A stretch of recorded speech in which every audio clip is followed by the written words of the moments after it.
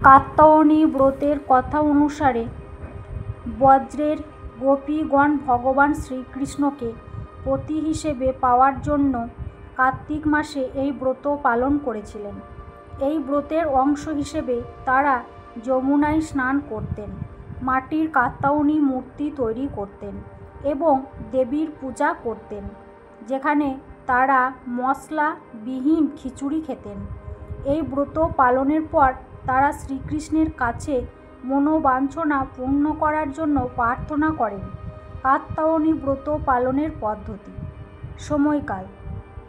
ব্রতটি সাধারণ কার্তিক মাস 1 মাস ধরে পালন করা হয়। নিত্যকর্ম। প্রতিদিন সকালে যমুনা নদীতে স্নান করতে হতো। পূজা।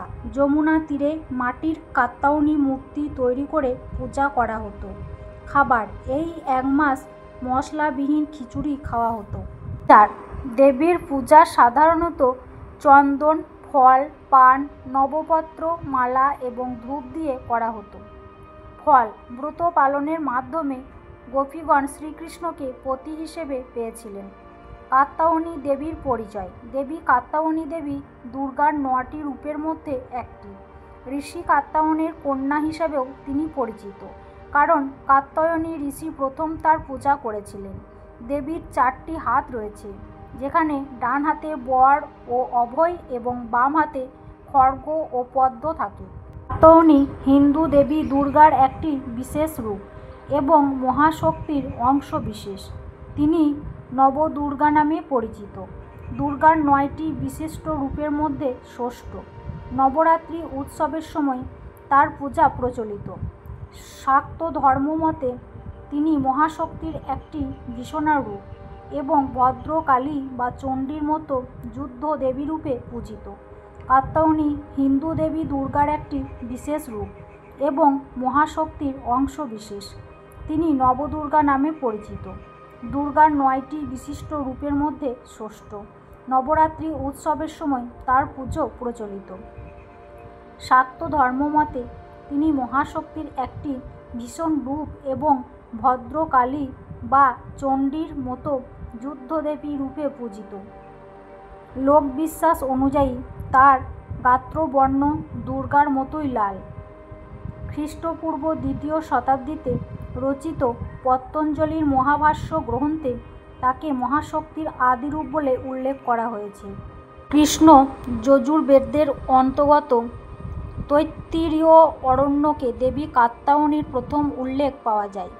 স্কন্দ, বামন ও কালিকা পুরাণ অনুযায়ী মহিষাসুর বধের নিমিত্ত দেবগণের অনুরোধে দেবী পার্বতী নিজের তেজ শক্তি দাঁতের দান করেন ও তাকে কায়ামূর্তি দিতে বলেন। মহিষাসুর বরপ্রাপ্ত ছিল যে তাকে একমাত্র নারী মারতে পারবে, যে মাতৃগর্ভে জন্মায়নি।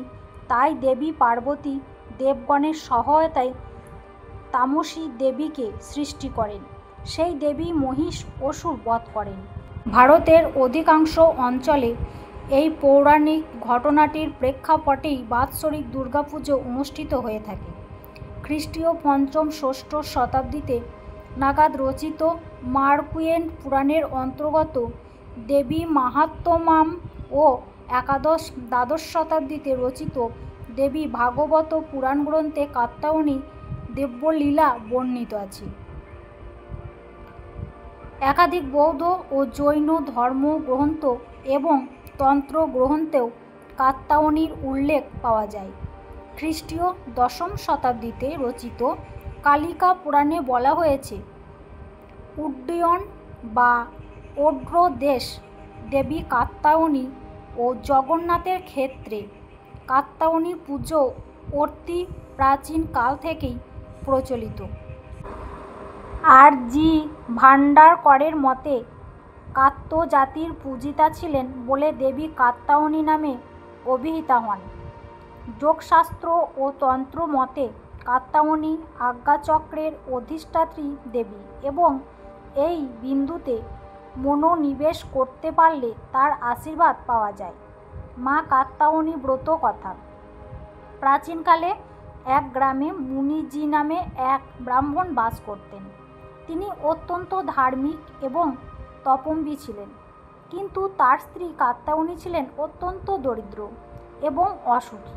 মুনিজির স্ত্রী তার পরিবার এবং ধর্মের যত্ন নিতে অক্ষম ছিলেন এবং এই কারণে তিনি খুব চিন্তিত ছিলেন। একদিন ভক্ত স্ত্রী তার স্বামীকে জিজ্ঞাসা করলেন, প্রিয় স্বামী, আমাকে বলুন, আমাদের পরিবার যাতে সুখে এবং সমৃদ্ধিতে বাস করে তার জন্য আমার কি করা উচিত?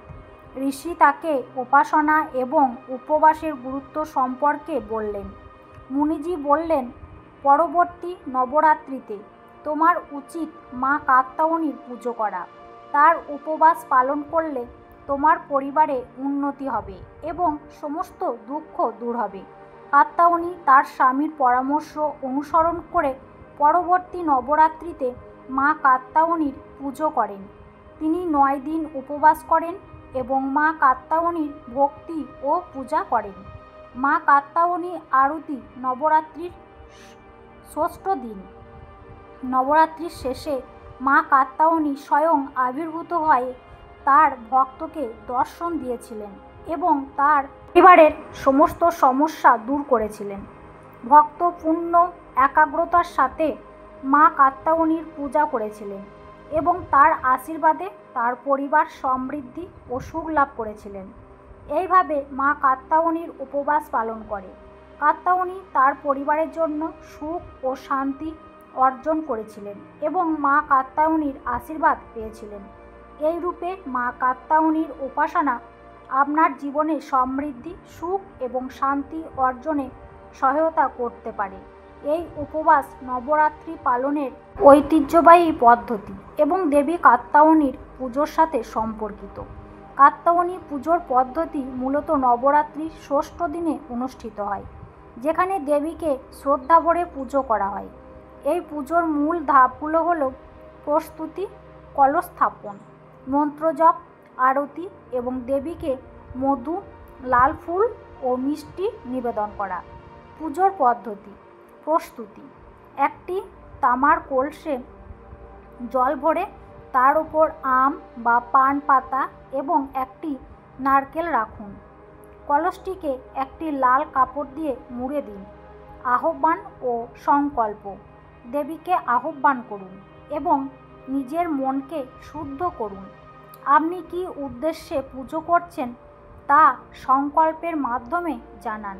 মন্ত্র জপ: দেবীর মন্ত্র জপ করুন। নৈবেদ্য: দেবীকে মধু, লাল ফুল, ফল এবং মিষ্টি নিবেদন করুন। মধু একটি বিশেষ নৈবেদ্য হিসেবে বিবেচিত হয়, তাই এটিকে অবশ্যই দিন। আরতি: পুজোর শেষে আরতি করুন। পুজোর সামগ্রী: পুজোর জন্য যা যা প্রয়োজন, যেমন লাল ফুল, ফল, মিষ্টি এবং অন্যান্য সামগ্রী প্রস্তুত রাখুন। অন্যান্য: দেবীর প্রতি ভক্তি ও প্রার্থনা জানান। বিবাহিত মেয়েদের জীবনে মাঙ্গলিক দোষ বা অন্যান্য ক্ষতিকারক প্রভাব দূর করতে এই পুজো বিশেষ ফলপ্রসূ বলে মনে করা হয়। বাড়িতে কাত্যায়নী পুজো কিভাবে করতে হয়? একটি তামা, রূপা বা পিতলের কলস নিন। এটি পরিষ্কার জল দিয়ে পূর্ণ করুন এবং উপরে আম বা পান পাতা রাখুন। পাতার উপর একটি নারকেল রাখুন। দেবী কাত্যায়নীর প্রতি শুভ এবং ভক্তির প্রতীক একটি লাল কাপড় দিয়ে কলসটি মুড়িয়ে দিন। তাহলে বন্ধুরা, কাত্যায়নীর ব্রতচারী এখানেই শেষ করলাম। আপনাদের গল্পটি কেমন লেগেছে অবশ্যই বলবেন। এখানেই ধন্যবাদ।